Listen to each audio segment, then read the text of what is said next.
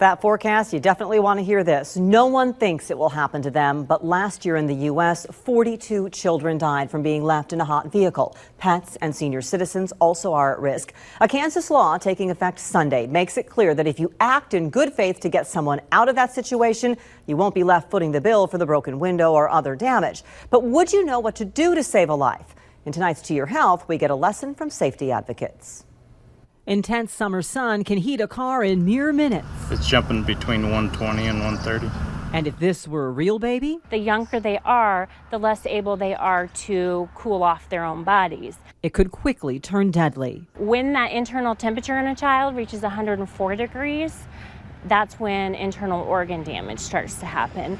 And at 107 degrees, that's when we can see death from heat. A new Kansas law protects people from civil liability for any vehicle damage they might cause acting to get a vulnerable person or pet out of imminent danger. I think it's going to be helpful in those dire situations where we need to get into that car, right now. But the Topeka Fire Department, Safe Kids, and Stormont Vail set up this demonstration to make sure if you do need to act, you act safely and smart. Well, the first thing you're going to do is you're going to try the handle, see if it's unlocked. If it is locked, call out to see if the owner is nearby, then call 911. If that is a true medical emergency, going through the window is just the first part of it. We're going to have to start taking care of that child or that person. If the child or the dog can wait, the fire department can come in. We can pry open that door just enough to get this stick in here and work that lock and open the door that way. If that child or that dog, or even if it's an elderly person, is unresponsive or unable to get themselves out,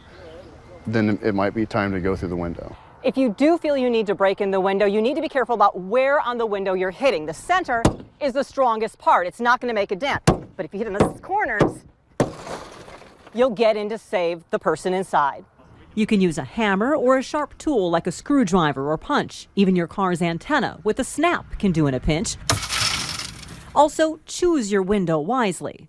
The windshield is significantly stronger than the side windows. It doesn't shatter into pieces. There's actually a thin layer of plastic in there as well that holds it all together. So right here, our victim would be on this side, the driver's side rear. So we're going to use the passenger side, either rear or front, so that when we go through the window, we don't want to put more glass or patient in danger. Keep yourself safe from glass too. Yeah, it can cut you, but he's using that handle. You can wrap your arm maybe in your sleeve or something like that. Of course, the ideal is never having a child in this situation. Teresa Taylor of Safe Kids says create reminders for yourself. Some parents leave their cell phone in the back seat when they put the baby back there, or a purse. I've even heard of people taking off their left shoe and leaving it in the back seat because they're typically not going to walk into work or wherever without their shoe. Taylor says the new law is about looking out for one another. We want citizens to feel empowered to take action and not fear litigation.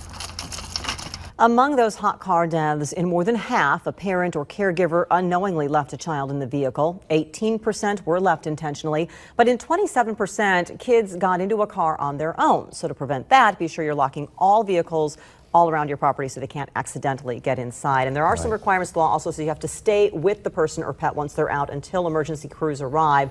We're going to post all of that information on WIBW.com. And the cell